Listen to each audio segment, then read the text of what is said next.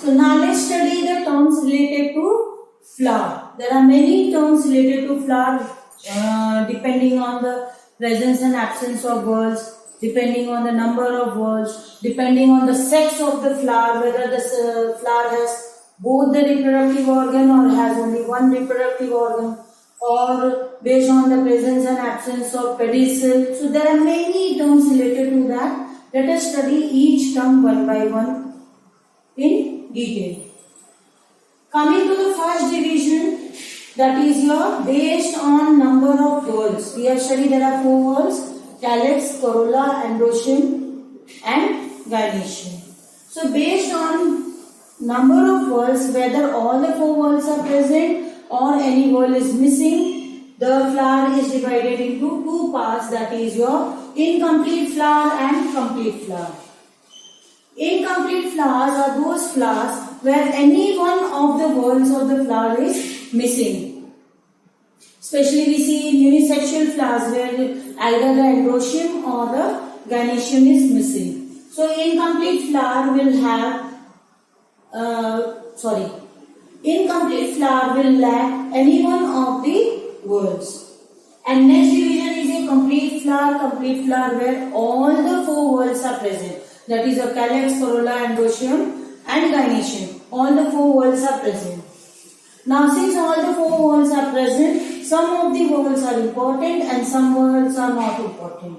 So based on the importance of the whorls, we have 2 further classification or categorization, that is your non-essential whorls and essential whorls. Non-essential whorls are those whorls which do not take part in the reproduction directly. Their function is only to aid reproduction, but directly those whorls are not involved in reproduction. For example, calyx and corolla. Calyx protects the reproductive parts in your bud condition, whereas corolla attracts insects for pollination. Now, as we spoke, there are number of units, there are number of petals and sepals present in a flower. Based on their fusion, whether all the sepals are free, all the petals are free or fused, they may be of 2 types, that is your polysepalous and gamosepalous. Now I am writing only the prefix. The reason is, if the calyx, now first understand the meaning of this prefix and then we will see what is it. So the meaning of prefix, poly means free.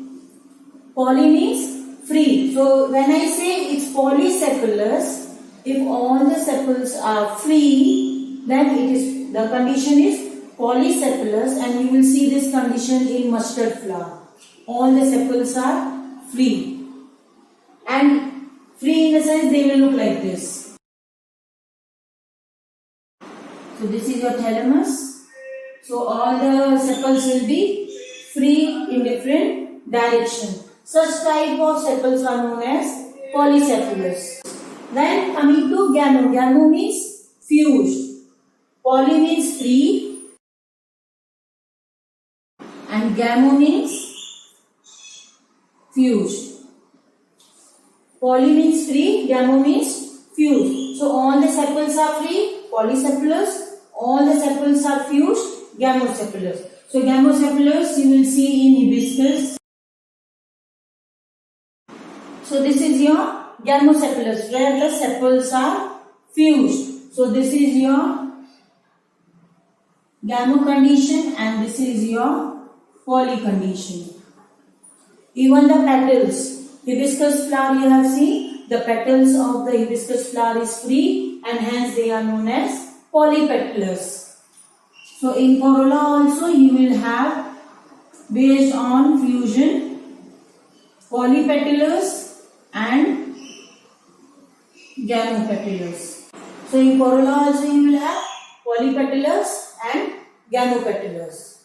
Like in Iconium, all the petals are fused, so they will appear in this condition. They will look like something like this, and they are known as gamopetalous. Whereas in hibiscus, all the petals are free, so they are polypetalous. Now calyx and corolla both are the non-essential parts of the flower because they do not directly participate in reproduction but only aid in reproduction. Coming to essential part. Now what are essential whorls? Essential whorls are those whorls which directly participate in reproduction, and the whorls are androecium and gynoecium.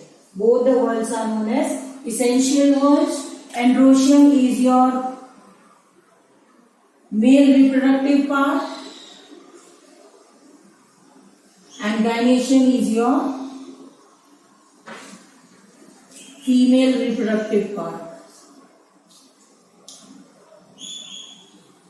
So androecium is a male reproductive part responsible for the production of pollens. Pollens are your male gametes, whereas in female they produce egg cell. This is your female gamete. So the structure which we have studied is the structure of a bisexual flower, where both the male reproductive organ and female reproductive organs are present. Clear? So this is your bisexual flower. Bisexual means a flower which has both the reproductive organ. So based on number of whorls, whether all the whorls are present or not, the flower is divided into complete flower and incomplete flower. Incomplete flowers are those flowers which lack one of the whorls, whereas complete flower will have all the four whorls. All the four whorls, since it possesses all the four whorls, now in these four whorls also some are important for reproduction, some are not. Based on that, they are divided into non-essential part and essential whorls. Non-essential whorls are your calyx and corolla, which does not participate in reproduction, whereas essential whorls are androecium and gynoecium, which directly participate in reproduction by producing gametes. Male gametes called pollens and female gametes called egg cell. Now coming to the next division. Next division is based on presence or absence of pedicel. What is pedicel? The stalk with which the flowering is attached to the plant. So if the flower has the pedicel, it is known as pedicellate flower. If the flower has stalk, it is known as pedicellate flower. Most of the flowers are pedicellate. And if the flowers lack pedicel, it is known as sessile. If the stalk is absent, it is known as sessile flower. Means the flower is directly attached to the branch without any stalk. Next division is based on sex. Whether the flower is a female flower, male flower or neuter flower. So based on sex we have three parts. That is your unisexual,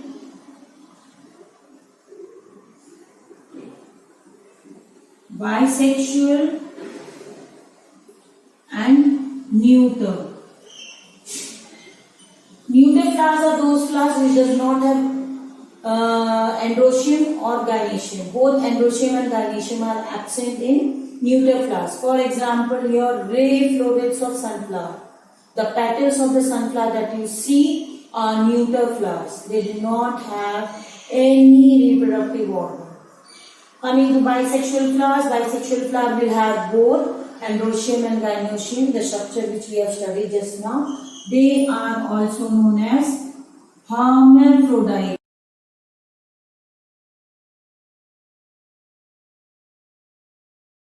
Hermaphrodites. Hermaphrodites are those organisms or those flowers which has both the sex organs in them in a single flower. So a bisexual flower will have androecium also and gynoecium also. That is why they are known as bisexual flowers. Coming to unisexual flower means either androecium is present or gynoecium is present. So based on that, there are of two types.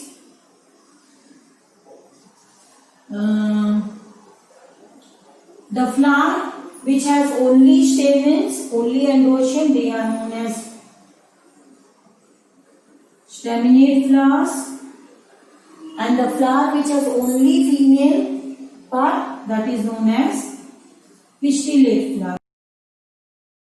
So pistillate flowers are female flowers and staminate flowers are male flowers. Now the flowers, the unisexual flowers, either staminate or pistillate, may be present on the same plant or may be present on different plant. So if both the flowers are present on the same plant, we have, the plant is known as monoecious plants. The plant, suppose a single plant has staminate and pistillate flowers, means both the flowers are different, are separate but present on the same plant. It is known as monoecious plant. Monoecious plant example is a mango. The same plant will have male flower also and the same plant will have female flower also, means both pistillate and staminate flowers are present on the same plant. That is your monoecious plant. Then coming to dioecious plant. Dioecious plants are those plants where the plant will have, the single plant will have either staminate flower or pistillate flower, as we see in papaya. Papaya, the female plant is different and the male plant is different. The female plant will not have any male flowers. So dioecious plant. So based on unisexuality, we have two types of flowers. If we are talking about flowers, it is staminate flower and pistillate flower. Staminate flower is your male flower and this is your flower, and pistillate is your female flower. Right? So staminate, male flower, pistillate, female flower. Then based on unisexuality, if both the flowers are present on the same plant, male flower and female plant, so it will be monoecious, means both the flowers on same plant. Whereas in dioecious, both the flowers will be on different plant. Clear? So this is your unisexuality of the flower. Then bisexual we have already discussed, the flower which has both the reproductive organ, whereas in neuter flower only calyx corolla will be present but both the reproductive part will be absent. The next division is based on symmetry.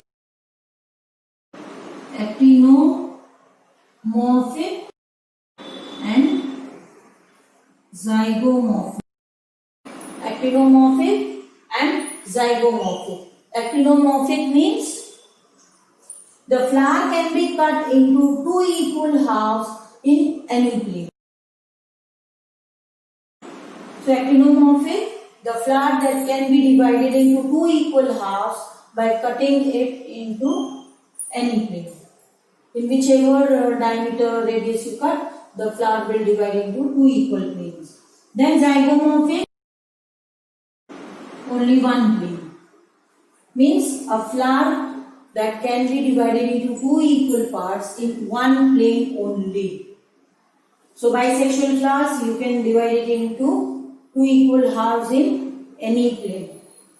That is your actinomorphic. And zygomorphic examples are your pea flower.